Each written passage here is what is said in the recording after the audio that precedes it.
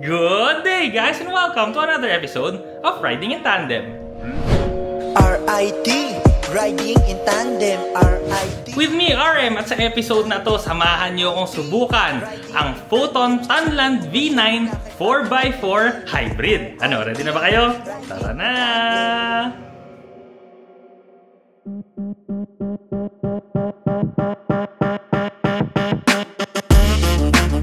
Makina nito ay 2.0 turbo diesel engine plus 48 volts hybrid system.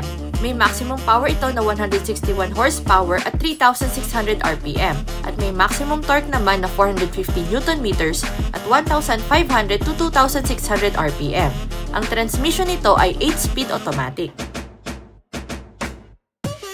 Visit our website, rit-ridingintandem.com para sa mga articles, price list, at loan calculator para malaman mo ang down payment at monthly amortization ng sasakyan na gusto mo.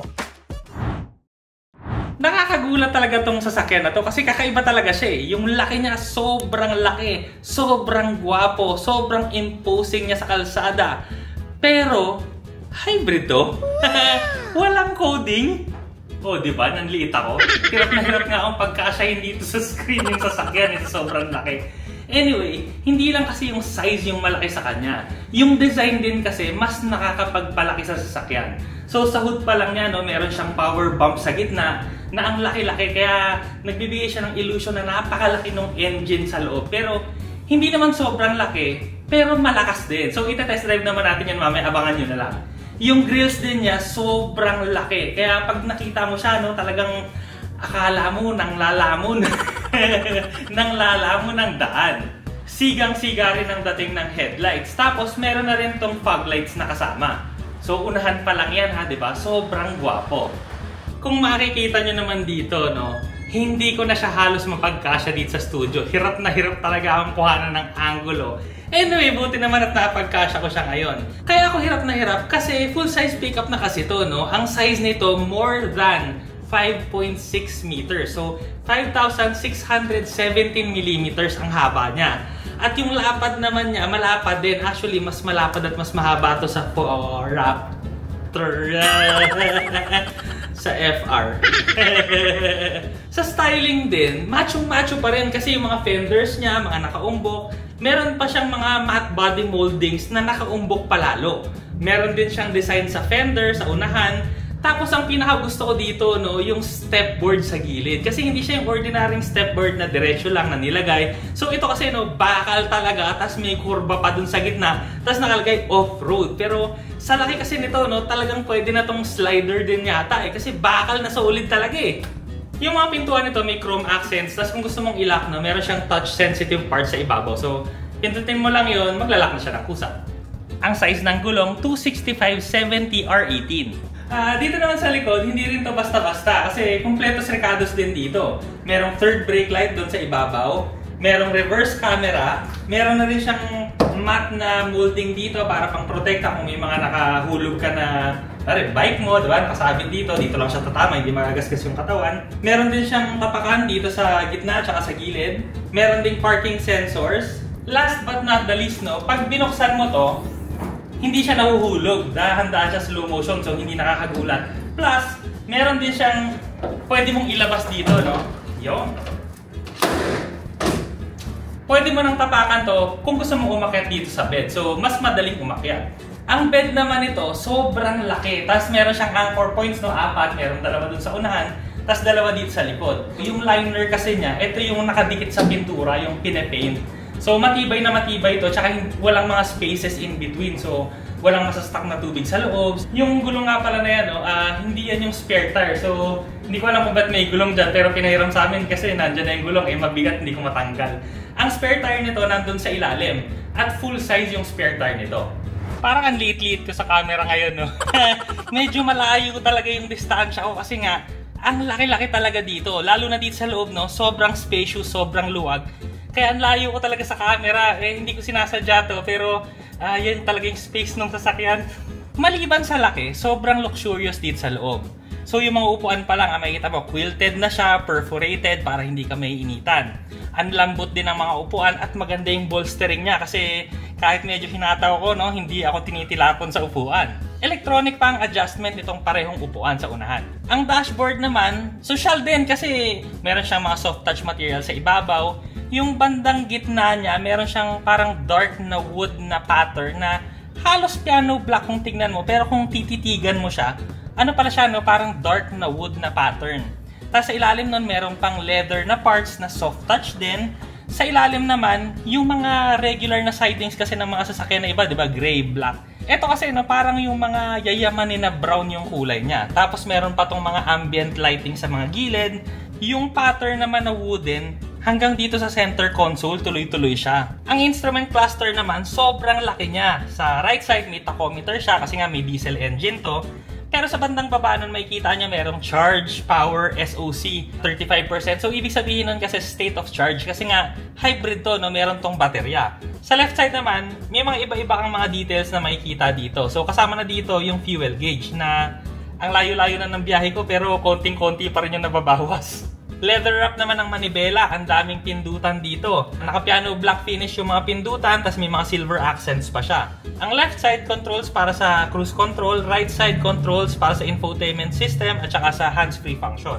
Sa likod naman, meron siyang paddle shifters. Pagkalaki-laki rin lalo ng screen ng infotainment system. So 14.6 inches to. O, di ba? Yung usual na laptop, di ba? 14 inches lang. Ito, 14.6.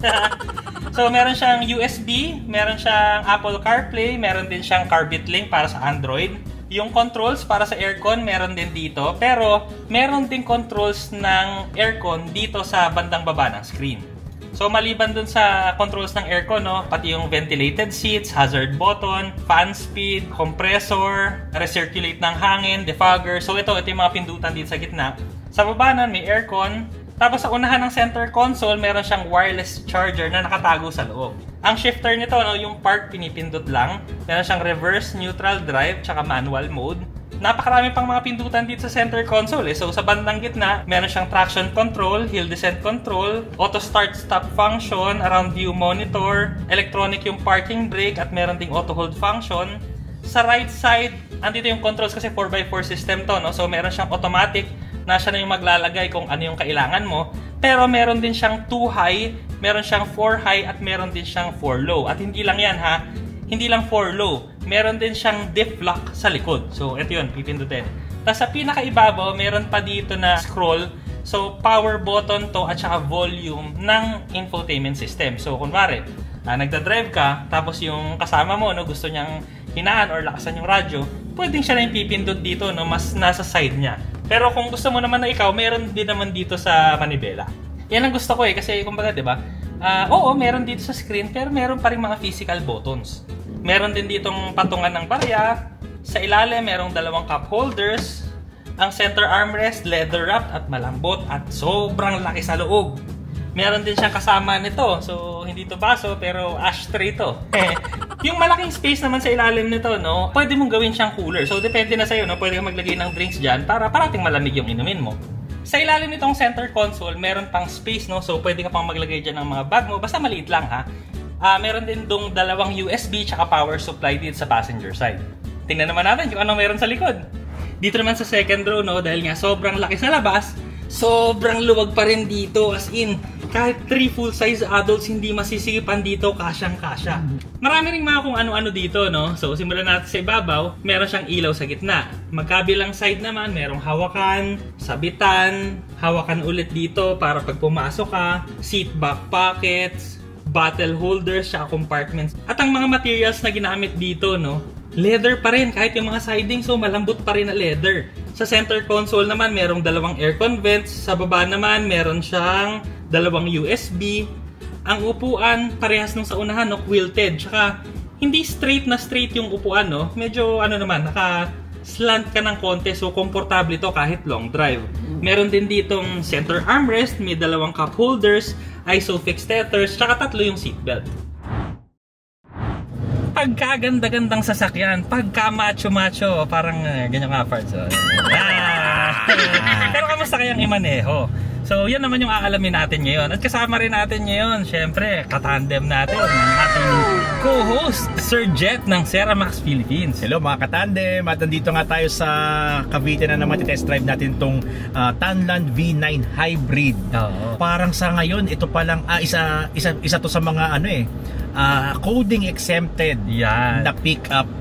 Actually yun nga, dun ko nga sisimulan yan, Pards eh. Kasi ito, di ba, machong-macho. Ang laki-laki, di ba? Parang bruskong-brusko. Pag napansin, diesel. Oo, yun mga katado, no? Pagka bruskong-brusko na diesel, tapos pag napansin nyo pala, no, yung camera natin, Pards, pag napansin mo, dulo-dulo kami ni Doc RN dito kasi ang laki niya talaga, as in talagang kahit maggumanon ako, hindi kami magpapangabot eh. Hindi, yan, mo yan. Parang kaya pumupuwi isang tao rito sa gitna eh. Sobrang laki niya talaga, promise, ang ganda talaga, sobrang macho.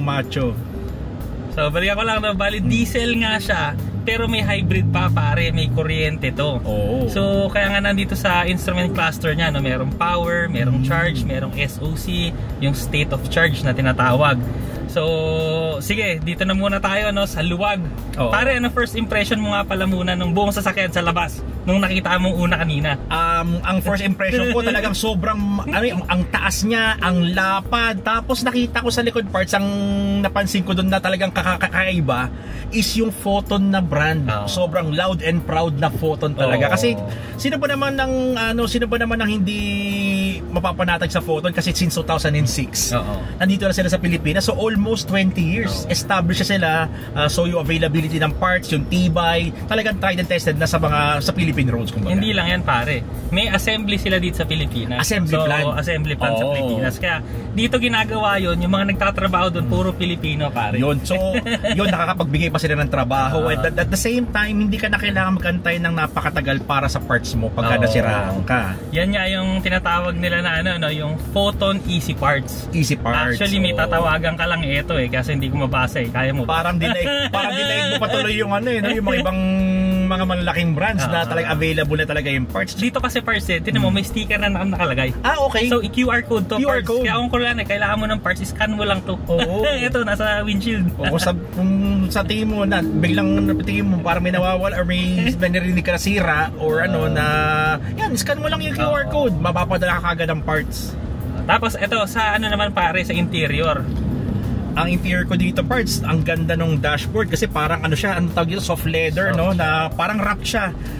Which is continuous dito, yung type ng leather niya doon sa dash sa ibabaw is continuous siya sa mga sidings sa harap tsaka hanggang likod. Tapos ito, ang dami rin controls dito. Sobrang dami, parts. Actually, hindi ko pa siya pero alam ko na na-cover mo naman natin siya sa isang video mo. So, okay na tayo dyan. Na-cover ko na kanina yan. Tsaka napaka-elegant din, sporty yung medyo pang off-roadish yung style niya pero sa loob, elegante dahil ang ganda ng stitches niya na brown Brown and black yung niya. Not sure kung meron pa siya ibang colorway pero para sa akin, may touch of elegance itong interior ng Same din sa seats. Nakikita mo cross stitches, ganda, di ba? Pero parts, ito tatanungin ko lang kung napansin mo. Kasi parts, ang suspension kasi nito, di ba, usual pickup, naka-molye yan molye. Pare, ito kasi coil spring, pare. Coil spring. Nararamdaman mo ba, parts? Actually, parts, kung ikukumpara ko siya, isa siya sa mga medyo komportable siya. I mean, compared mo sa ayoko magsabi ng ibang brand kasi may mga alam mo naman yung mga nakatry na dyan ng pickup trucks na talagang matagtag. Hindi, akin nga actually ngayon kasi dahil nga naka-coil spring siya, para sa akin ang feel ko sa kanya more on parang nagda-drive ka ng SUV. Hindi siya pick-up, ang ride niya hindi siya pang pick-up pang SUV.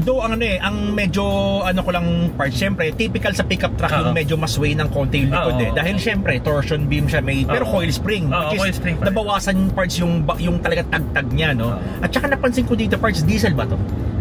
Pare, diesel tas hybrid. Pero ang tahimik, akala ko gasolina. Actually, nasa labas ako kanina, nilalabas ko siya sa studio ng Ceramax Philippines.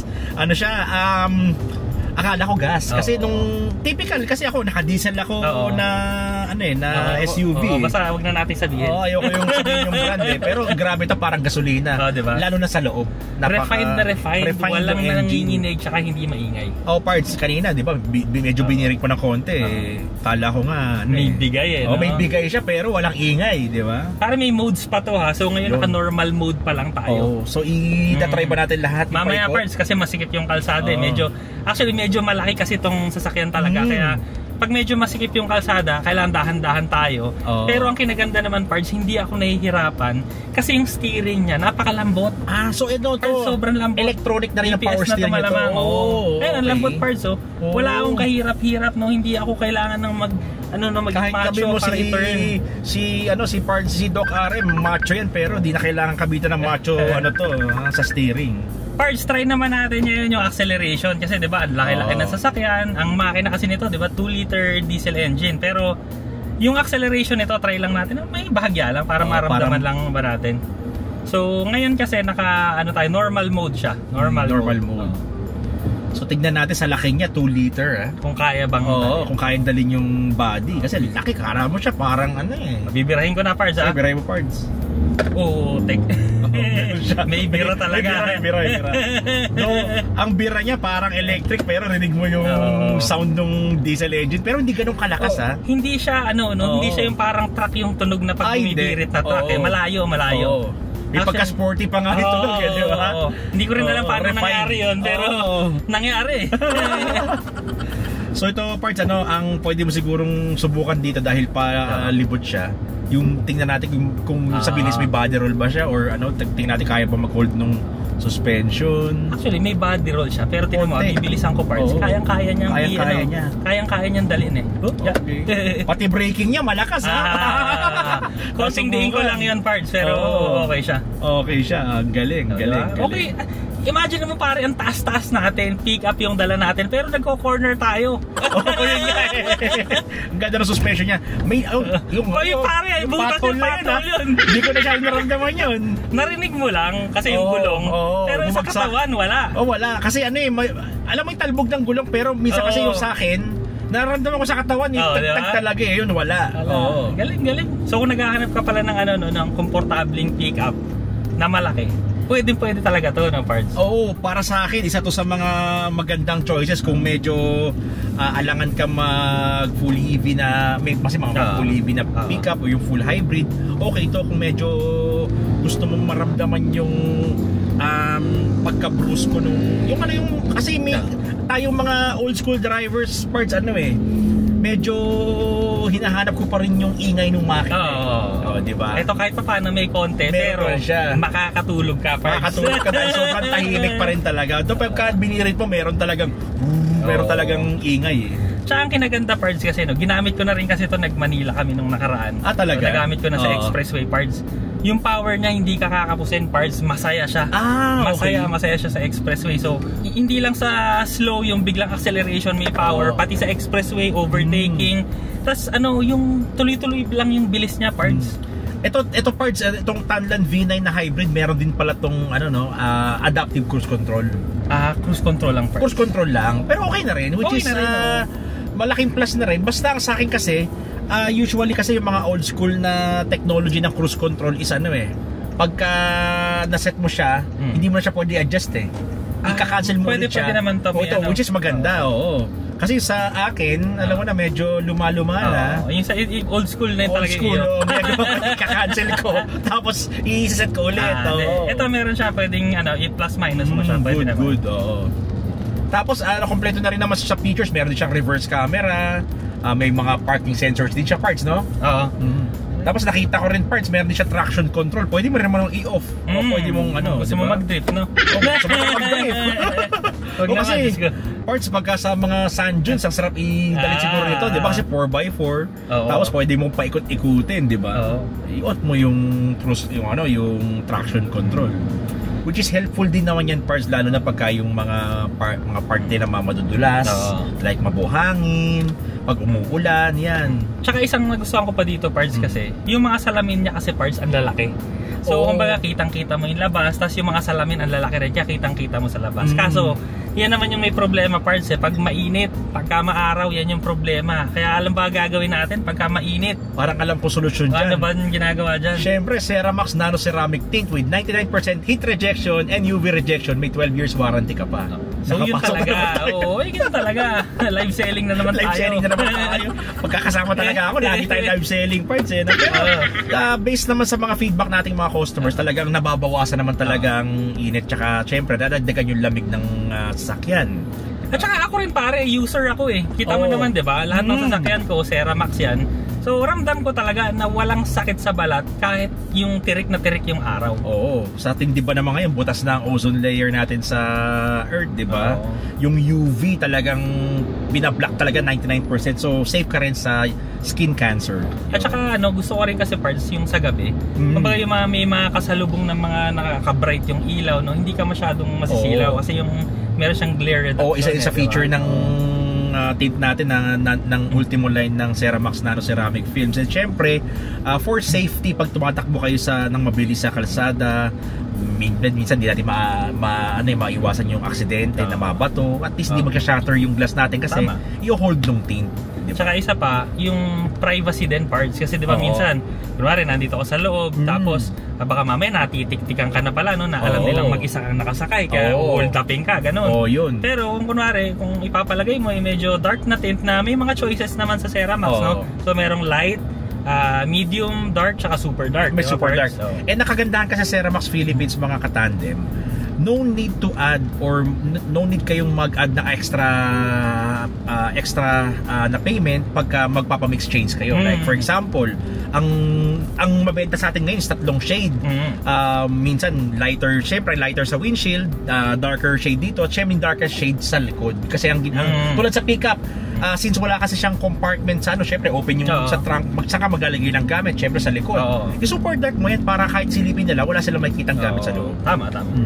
So balik tayo sa driving parts, no? Ako napapansin ko parts dito usually itong dito tayo nagki-test drive maalon tong lugar na to pero konting bumps lang, konting sakto lang. Kumbaga kahit long distance kung ganito, kayang-kaya ito, pwede komportable. Ang sa akin kasi parang yung tulad na sabi mo kanina, parang SUV yung dala mo. Hindi siya nakakapagod i-drive, no? Hindi siya nakakapagod dalhin.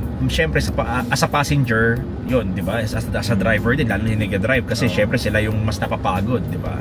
So ngayon naman parts, try lang natin ang bahagya lang kasi may sport mode siya parts So, gusto ko maraming sasakyan pero kumbaga ano lang naman natin yung ganyan lang, konti lang. Sige.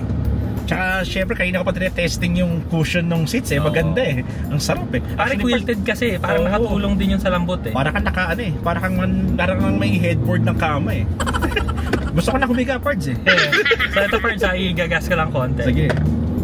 So ito parts sports mode.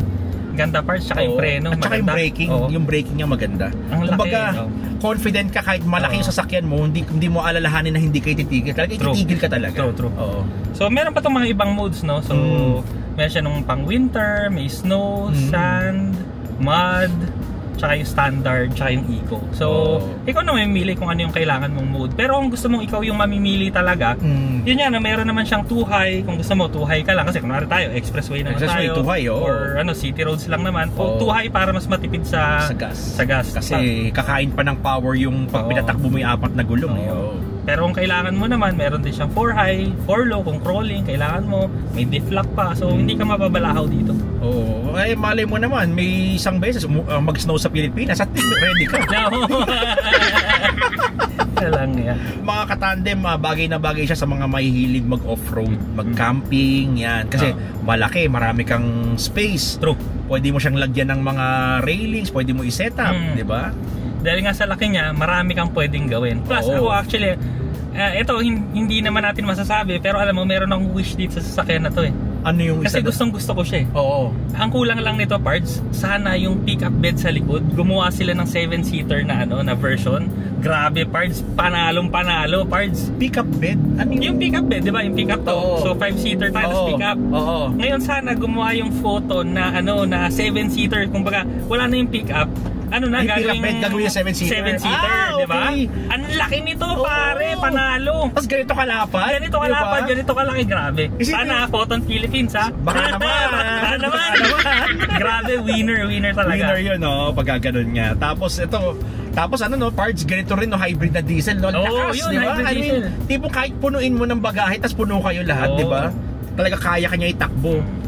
Kasi isipin mo, parts diesel, ang tipid na ng diesel, ginawa mo pang hybrid. Tama. Tapos, sa kagandahan pa niyan, kahit pabalik ka ng Metro Manila, any day of the week, wala kang coding kasi exempted siya. Isa yun sa mga plus ng pagbili ng hybrid. Di ba?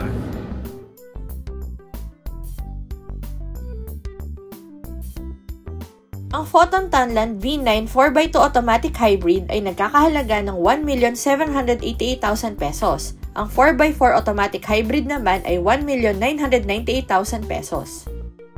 Ito naman ang safety and security features. Maraming salamat po sa Photon Philippines sa pagpapahiram nila sa amin na sasakyan. Dito na tayo sa segment na The Good And the Bad. So, ang haba na ng biyahe natin, Pars. So, pag-usapan naman natin kung ano yung mga hindi natin nagustuhan sa sasakyan. So, ako na mauna, Pars. Sige, Pards. Kasi kung baguhan kang driver, medyo malaki talaga tong sasakyan na to. So, talagang mag-a-adjust ka ng malaki kasi malaki talaga. Oo. Pero ang bad na yun kasi good din kasi nagta-translate naman talaga yung laki niya sa space dito sa cabin, sa space nung bed, ang dami mong mailalagay. So, it's either good sa'yo yun or bad or ganun din. Subjective siya, Pards. I would say the same thing kasi yun din yung nakita ko na cons, which is nagiging pros din kung mahilig ka sa space. Oo, kung gusto mo malaki. Panalo to, pare. Kumbaga, magka-camping ka, dali mo na yung washing machine mo tsaka rep mo dito. Pwede, pare, kakasa. Kakasa, literal, pare. Kasi yun lang talaga, ang isa kasing challenge din sa pag-own ng pickup truck is yung, alam mo, pupunta ka ng mga mall sa Metro Manila, ang skip ng parking. Siyempre, ang hirap i-park. Then, pupunta ka sa mga streets na may mga nakapark pa sa gilid. Tapos, two-way pa siya, di ba?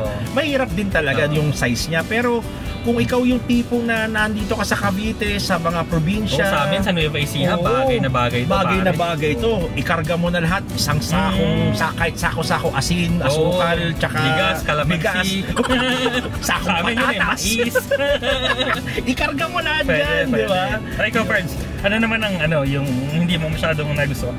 Actually, Pards, same din ako, nag-agree ako sa'yo doon sa size niya. Pero everything else, power, gusto ko sa kanya, napakasimple ng mga buttons, andyan na lahat, nakalinya lahat.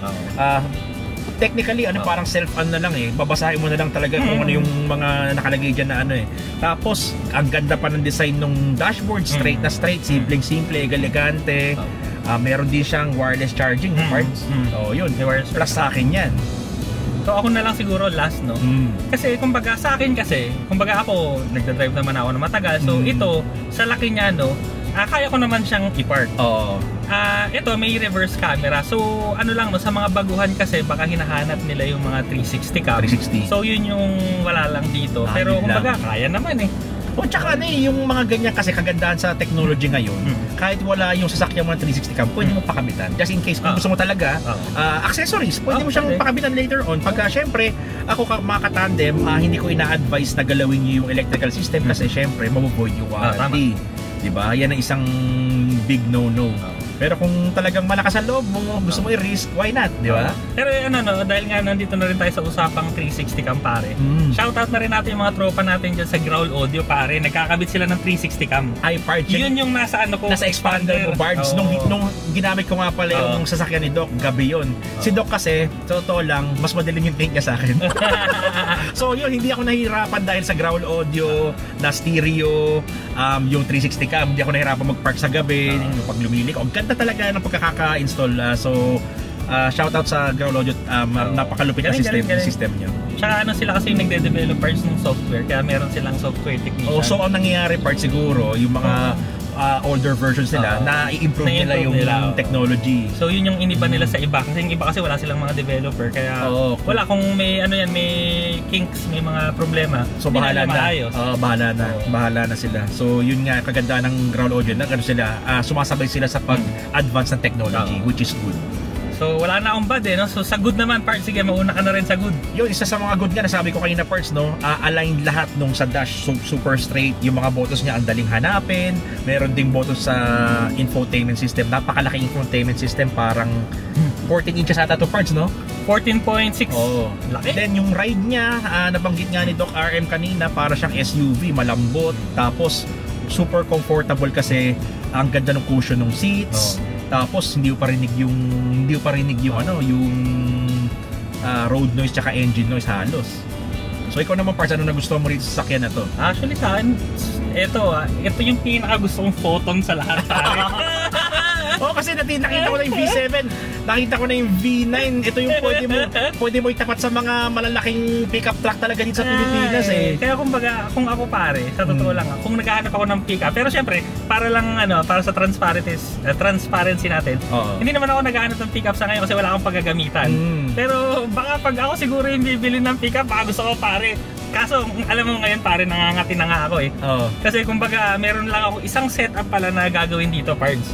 Gusto ko kasi yung gulong yung medyo nakalabas, tapos siya yung medyo rough terrain wheels, na goma. All terrain. Pare, yun hindi, rough terrain, yung RT. So yun lang, pare, yun lang yung setup na gagawin ko dito. Okay na ako. Kasama na tayo kay Sir Joel. Overland King. Shout out kay Sir Joel, Overland King. So yun lang, actually, para sa akin kasi, kumpleto na siya eh. Matipid, diesel, komportable, techy, lahat na nandito. Hanapin pa. Kung gusto mong brusco, ito yun. Kung gusto mong mag-relax, ito pa rin yun. Ay, saka yung favorite ko pala, parts. Yung road presence mo, pare. Ay, iba. Pare, sabi ko sa'yo, parts, kung hindi mo nga sobrang loud and proud yung talaga kasi kagandahan nung yung grill. Napaka-open, kala mo lalamon ng tao sa labas eh. Tapos sa likod, ang ganda ng pagkaka-emboss ng photon eh. Talagang loud and proud talaga na photon talaga. So, wala akong masabi din sa pickup na to. Maganda to. Test drive nyo na. Test drive nyo. Malalaman yung sinasabi namin. Kaso, pag nag-test drive kayo, nako, itali nyo yung wallet nyo sa bulsa nyo. Kasi baka madapa kayo. Pero, at yung credit card nyo, mga ganun sana. Patay tayo dyan. Maraming salamat mga katandem sa panonood. Sana nag-enjoy kayo sa video na to. Next video na. Ceramax Philippines. RIT, riding in tandem. RIT, riding in tandem. RIT, riding in tandem. Siksik na impormasyon mula kay RM at Elaine.